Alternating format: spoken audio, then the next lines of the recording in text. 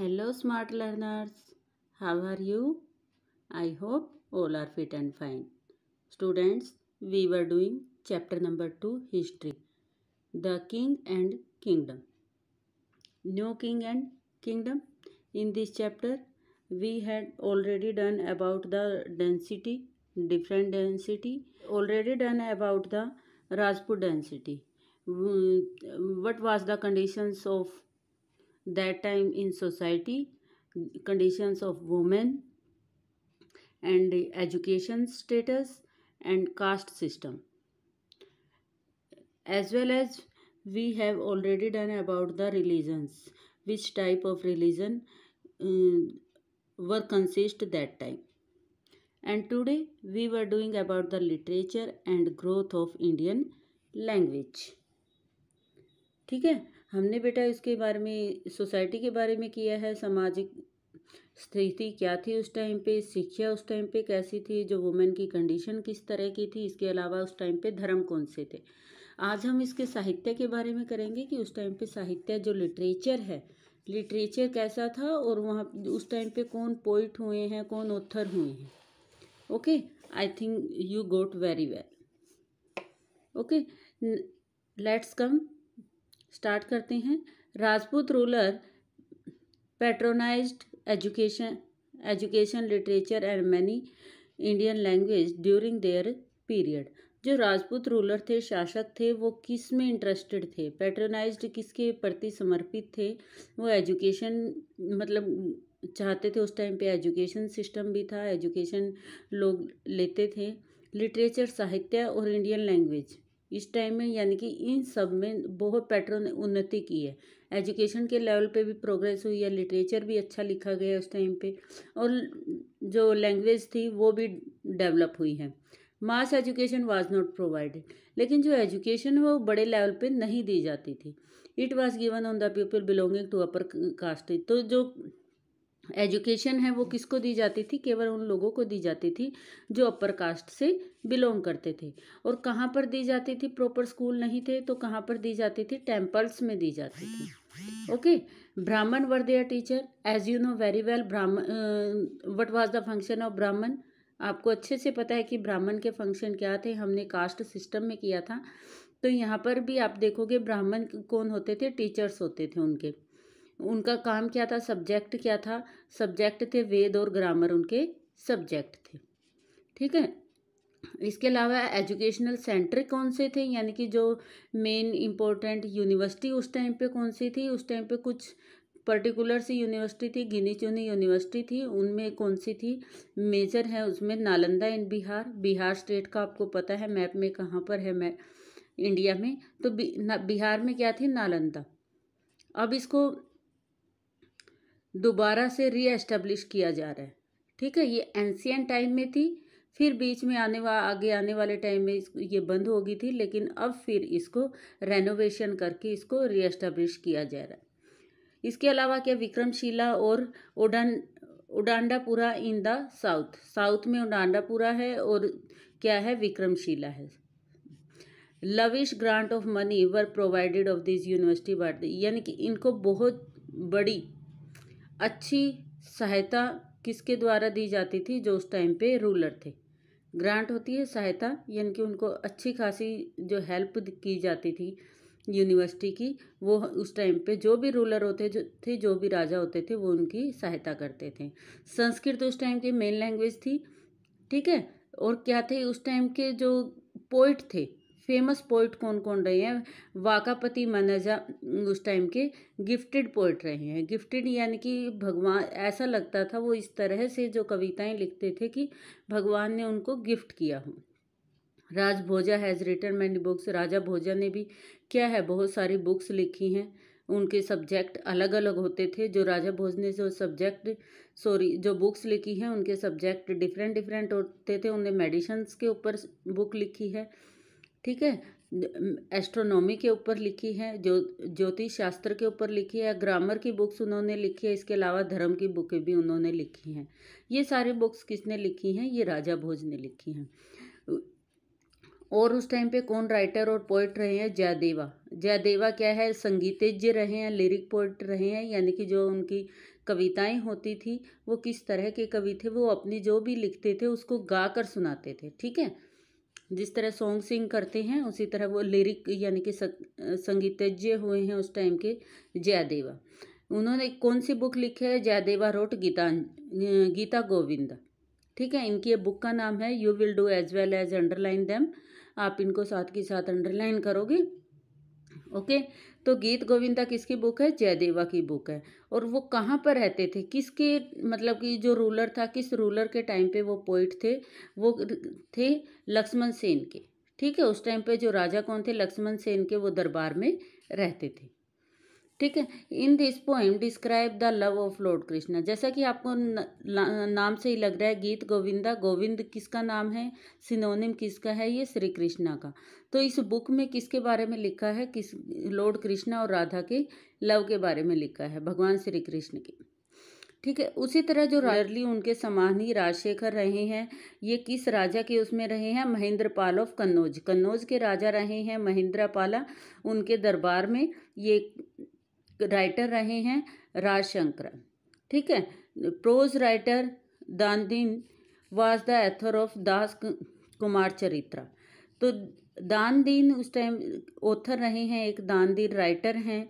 वो राइटर किसके दरबार में है, यानी कि उन्होंने क्या लिखा है, कौन सी बुक लिखी है? उन्होंने दास चरित्र लिखी है। ओके, दानदीन ने कौन सी बुक लिखी है? दास चरित्रा लिखी है। बान भट्ट रहे हैं, ये बान नाम है, ये बान भट्ट हैं, आपने 6th क्लास में भी किया है इनकी बुक है हरीश चरित्र। हरीश चरित्र में इन्होंने किसके बारे में डिस्क्राइब किया है? आपके जो नियर बाय सिटी है, डिस्ट्रिक्ट है आपका कुरुक्षेत्रा। कुरुक्षेत्रा को थानेसर भी बोला जाता है, एंशियंट नाम है इसका। तो थानेसर के एक राजा हुए हैं हर्ष। तो हर्ष के बारे में इन्होंने डिस्क्राइब किया है, कौन सी बुक में किया है? हर्ष चरित्रा में। ठीक है, दूसरी बुक का नाम क्या है? इनकी कादम्बरी है। सोमदेवा ने क्या लिखा है? सोमदेवा भी राइटर हुए हैं, उन्होंने क्या लिखा है? कथा सरिता सागर। इसमें क्या है? सागर की जो ओशियंस हैं उनकी कहानियां हैं, छोटी छोटी कहानियां हैं कथा सरिता सागर में। और ये लैंग्वेज कौन सी रही है? इसकी लैंग्वेज रही है संस्कृत। ठीक है, नेक्स्ट जो हमारे ऑथर रहे हैं वो रहे हैं कल्हना। कल्हना के बारे में भी आपने किस में 6th क्लास में भी आपने पढ़ा है। तो उसमें क्या है? कल्हना ने कौन सी बुक लिखी है? राजतरंगिणी। तो ये राजतरंगिणी में क्या लिखा है? What was described in Rajatarangini? Question arise हो सकता है बेटा कि क्या डिस्क्राइब किया है। तो कहाँ की हिस्ट्री, किसके बारे में किया है? ये history of Kashmir. Rajatarangini book में क्या है? हिस्ट्री ऑफ कश्मीर है। और ये कब रोट की गई है, कब लिखी गई है? 12th सेंचुरी में लिखी गई है। ठीक है, नेक्स्ट हमारा चंद्र बरदाई आता है। चंद्र बरदाई भी राइटर रहे हैं। तो इन्होंने क्या लिखा है? इन्होंने पृथ्वीराज रासो लिखी है। ये बुक का नाम है बेटा पृथ्वीराज रासो है। और पृथ्वीराज जो राजा रहे हैं उस टाइम पे 12th सेंचुरी में, तो उनके बारे में डिस्क्राइब किया गया है इसमें। ठीक है, पृथ्वीराज रासो बुक का नाम है, Chandra Bardai is a author.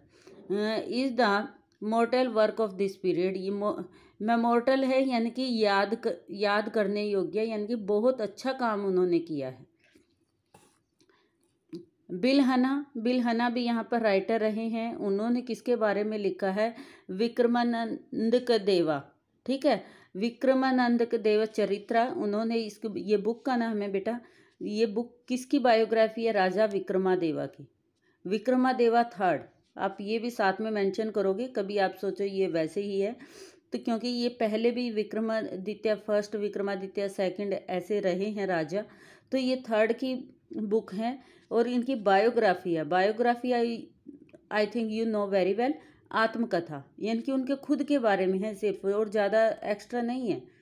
ठीक है, उन्होंने क्या काम किए हैं, किस तरह से उन्होंने स्टडी की है, आगे फ्यूचर में उन्होंने क्या क्या किए, कहाँ पर किसके साथ बैटल किया है, कौन से जीते हैं, कौन से हारे हैं। तो इस तरह की चीज़ें बायोग्राफी में होती हैं, सिर्फ सिंगल पर्सन के बारे में होता है सारा। तो यहाँ पर इनके राइटर कौन हैं? बिलहना। और ये किस डेंसिटी के थे? ठीक है, अब डेंसिटी भी क्वेश्चन में आ सकता है कि हमने पहले ऊपर डेंसिटी डिफरेंट डेंसिटी के नाम किए थे, तो ये चालुक्य डेंसिटी से बिलोंग करते थे। They were very famous writer of Rajput period. इसके जो सारे के सारे हमने किए हैं, ये सारे जो राइटर्स रहे हैं ये राजपूत के टाइम में 17th सेंचुरी में, हम 17th सेंचुरी भी बोल सकते हैं अगर हमें टाइम पीरियड आ जाए कि ये किस टाइम के जो राजा रहे हैं, तो हम we can say Rajput period and 17th century both. Okay, beside Sanskrit के अलावा और कौन सी लैंग्वेज उस टाइम पे डेवलप हुई थी? Marathi, Gujarati, Bengali, Tamil, Telugu, Kannada and Hindi were also developing during this period. तो ये सारी की सारी लैंग्वेज भी उस टाइम में संस्कृत के साथ साथ डेवलप हुई थी। नेक्स्ट हमारा आता है टॉपिक आता है इसमें आर्ट एंड आर्किटेक्चर, कि उस टाइम पे जो आर्ट कैसी थी, वास्तुकला कैसी थी। कला और वास्तुकला कैसी थी? कला में यानी कि किस तरह के लोग मंदिर वगैरह बनाते थे, मंदिर बनाने के किस तरीका क्या था उनका, और जो उसमें पिक्चर वगैरह बनाते थे वो किस स्टाइल में बनाते थे। ठीक है, वो सारा इसमें आएगा। तो Rajput king were the great patrons of art and architecture. तो क्या थे वो? बहुत कुशल थे, बहुत हम ये कह सकते हैं कि उनके अंदर भी एक तरह से पैशन था। ठीक है, उनको एक जुनून था कि हमें बहुत अच्छे से जो मंदिर बनवाने हैं, उनमें जो स्टाइल करवाना है, जो उनके आर्किटेक्चर वगैरह करवाना है, वो बहुत अच्छा करवाना है। ठीक है, जैसे क्या होता है नॉर्मली कोई व्यक्ति है, सिंगल कोई भी पर्सन है, वो घर बनाता है, कुछ लोग तो बहुत उसमें डिजाइनिंग करवाते हैं। ठीक है, कुछ लोग सिंपल सा बनवा लेते हैं। तो ये क्या थे, जो राजपूत किंग थे उनको बहुत शौक था, इंटरेस्ट था तो इस तरह के आर्किटेक्ट बनवाने का दे कंस्ट्रक्टेड ब्यूटीफुल पैलेस। उन्होंने क्या क्या बनवाए हैं? बहुत सुंदर महल बनवाए हैं, फोर्ट, किले बनवाए हैं और मंदिर बनवाए हैं। और फोर्ट कौन कौन से फेमस है? आपने राजस्थान में नाम सुने होंगे, राजस्थान के ज़्यादातर फोर्ट है बहुत फेमस हैं, जिसमें चित्तौड़ है, कलांजार है, ग्वालियर है। ये सारे उसके नहीं हैं, राजस्थान के नहीं है, ये ऑल ओवर द इंडिया की बात हो रही है, मेनली नॉर्थ इंडिया, उत्तरी भारत में है ये। ठीक है, कलांजार है, ग्वालियर है, Ranthambore are famous in Indian history. The most famous temple of period क्या है? नॉर्दर्न इंडिया के जो फेमस टेम्पल है वो क्या है? खुरजुराहो। खुरजुराहो का मंदिर है, बहुत फेमस है। कहाँ पर है ये? बुंदेलखंड में है। भुवनेश्वर का जो मंदिर है वो पुरी है, पुरी के जो मंदिर है, और कोणार्क कहाँ पर? उड़ीसा। इसके अलावा माउंट आबू कहाँ है? राजस्थान में है। तो स्टारनुजिया इन काठियावाड़ कहाँ पर है? गुजरात में। तो यहाँ जो ये जगह हैं, भुवनेश्वर है, पुरी है, कोणार्क है, तो डिफरेंट प्लेस हैं, होली प्लेस हैं, ये धार्मिक प्लेस है, पवित्र स्थान इनको माना जाता है। और यहाँ जो मंदिर बने हुए हैं वो all over the world, not India, not only India, all over the world में फेमस है। Okay, the Khajuraho temple were the constructed in Nagara शैली। तो जो खजुराहो का मंदिर है वो किस स्टाइल में बना है? नागरा शैली में बना है, नागरा स्टाइल में बना है। In this style the temple had a covered tail and the spiral roof over the chief deity's room. इसके अलावा इस मंदिर में क्या बने हुए हैं? जो ये in the style the temple curved tail, जो टेम्पल का स्टाइल है वो किस तरह से बना है? एक कर्व्ड टेल की तरह बना हुआ है, and spiral roof over the chief deities room. जो मुख्य देवता वहाँ पर होता है, जो भी जिस भी की भी पूजा की जाती है, ठीक है, मंदिर में जैसे मेन पिक्चर रखी होती है, मूर्ति रखी होती है, उसकी पूजा करते हैं, तो उसके ऊपर जो छत के स्टाइल हैं, जो मंदिर का स्टाइल है वो किस तरह से बना हुआ है? वो कर्व्ड सेल में बना हुआ है और स्पाइरल है। ठीक है, जैसे स्पाइरल कैसे होता है? ऐसे इस तरह से घुमावदार सा, ऐसे भी कह सकते हैं हम, और इस तरह भी स्पाइरल। ठीक, it was enclosed with high wall and lofty gates. और इसको किस तरह से इनक्लोज किया गया है? जो ये मंदिर है, खजुराहो का मंदिर है, तो बड़ी बड़ी दीवारें हैं और बड़े बड़े यहाँ पर दरवाजे लगे हुए हैं। ठीक है, a statue in the eastern group of the temple in Khajuraho. तो खजुराहो में इस तरह की पिक्चर्स लगी हुई हैं, स्टैचू लगे हुए हैं, जिसमें क्या है, देवी देवताओं को दिखाया गया है कि वो किस तरह से रहते थे, या उनकी जो भी लाइफ है उसको डिस्क्राइब किया गया है, pictures by pictures. Kandariya Mahadeva temple is one of the best shrines in India. जो खांदरिया महादेवा का मंदिर है वो भी बहुत फेमस रहा है उस टाइम पे इंडिया में। बहुत अच्छी इसकी जो स्टाइल है, ठीक है, शरीन्स बेस्ट शरीन्स इन इंडिया, यानी कि अच्छी कलाकृतियों में ये आता है। It build in the on the raised basement without an enclosure. तो इसको क्या कैसे बनाया गया है, हम ये कह सकते हैं जो खंडरिया महादेवा का मंदिर है वो उसको किस तरह से बनाया है, उसको रेज्ड बेसमेंट पे बनाया है, बिल्ड यानी कि एक उठे हुए स्तर पर, जो हम कह सकते हैं एक ही चट्टान पर, ठीक है, उसको बिना किसी तोड़े मरोड़े उसी को शार्प करके उसी के अंदर फिनिशिंग देके एक ही रॉक के ऊपर इसको बनाया गया है। It is dedicated to Shiva, lord Shiva. तो ये किसको समर्पित है, जैसा कि नाम से ही लग रहा है महादेवा, तो लॉर्ड शिवा, भगवान शिव को ये समर्पित है। The temple is ornament with the sculpture with represent man, women and animals. इसके अलावा जो स्कल्पचर यहाँ पर बने हैं, जो मूर्तियाँ इन मंदिरों में बनी हैं, वो किसको रिप्रेजेंट करती हैं, उस टाइम के मैन यानी कि जो मेल थे उनको, वुमेन्स को रिप्रेजेंट कर रहे हैं, एनिमल्स के स्कल्पचर इसमें बने हुए हैं, ठीक है। सब तरह की इसमें मूर्तियाँ बनी हुई हैं, बोथ ब्यूटीफुल एंड अगली।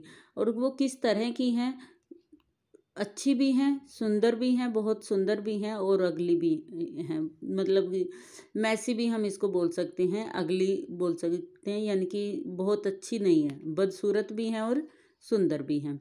It show the impact of tantrics. तो ये सारे के सारे किस को इम्पैक्ट करती हैं, किसके प्रभाव को दिखाती हैं, ये सारी पिक्चर्स जो तांत्रिक उस टाइम पे होते थे उनके प्रभाव को ये शो करती हैं। The Jain temple at Mount Abu Varda, constructed at high platform by the ministers of Solanki's ruler।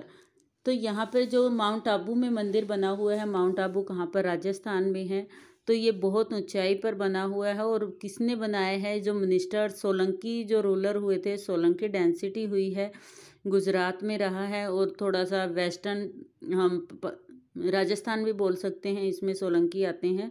तो यहाँ के जो मंत्री थे, जो राजा लोग थे, उन्होंने इसको बनवाया है। Each temple constructed in shrine and the whole.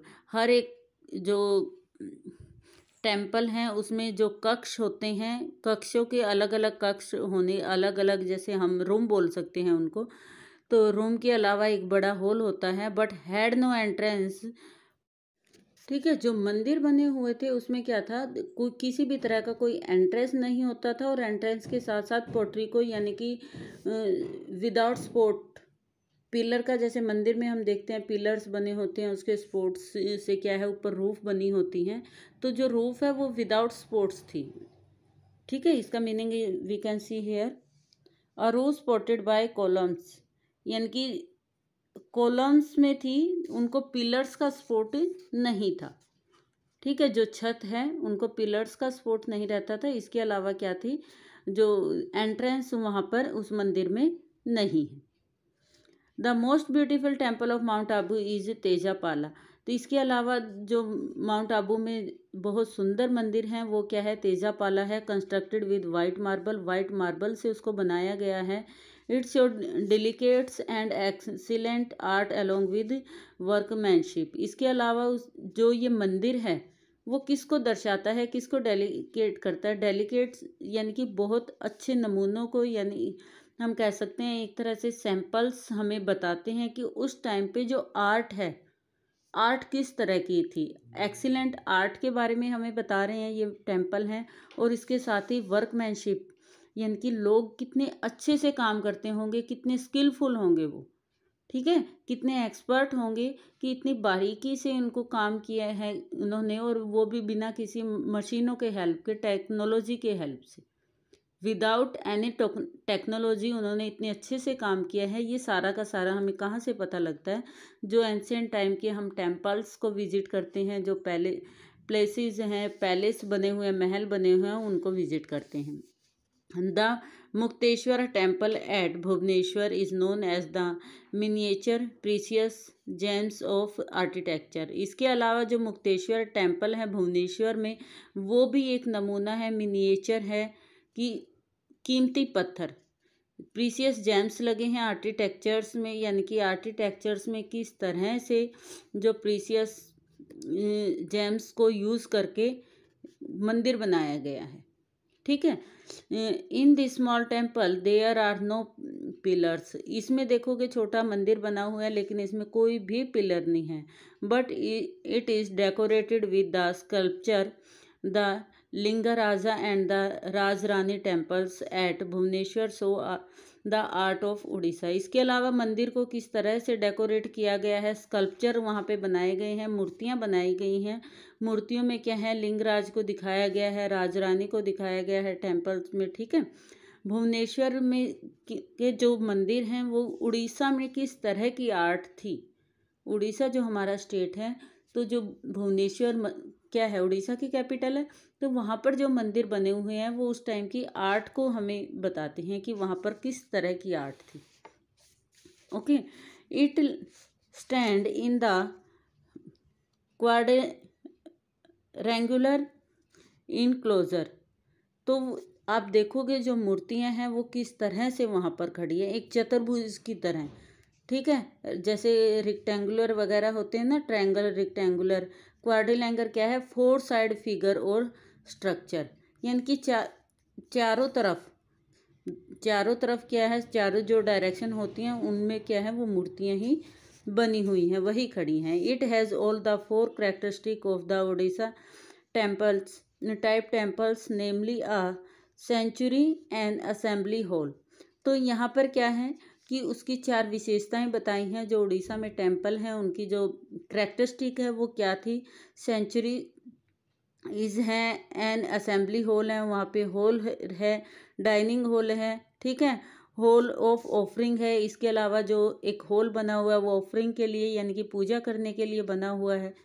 The most impressive feature of this temple 180 feet high tower, जो इसकी इम्पोर्टेंट फीचर है इस टेम्पल की वो क्या है, इसमें एक टावर बना हुआ है, उसकी ऊंचाई कितनी है, 180 फीट ऊंचा है। ठीक है। Exterior of this temple has beautiful carvings. It has constructed in 1100 AD। तो एक्सटीरियर है जो टेम्पल का बाहरी भाग है वो क्या है, बहुत ही सुंदर कार्विंग किया गया है, उसको बनाया गया है, डिज़ाइन किया गया है उसको। ठीक है। जो आउटसाइड से हैं, जो उसकी दीवारें हम कह सकते हैं, मंदिर की जो होल्स बने हुए हैं उनके बाहर की जो दीवारें हैं, तो उसको भी बहुत सुंदर बनाया गया है। और it was constructed in 1100 AD, और ये कब बनाया गया था, 1100 एनो डोमिनी में इसको बनाया गया है, 1100 ईस्वी में। ठीक है। आई थिंक आपको ये समझ में आ गए होंगे। Next temple is a Jagannath temple, it we will do in next video. This is sufficient for today. Thank you.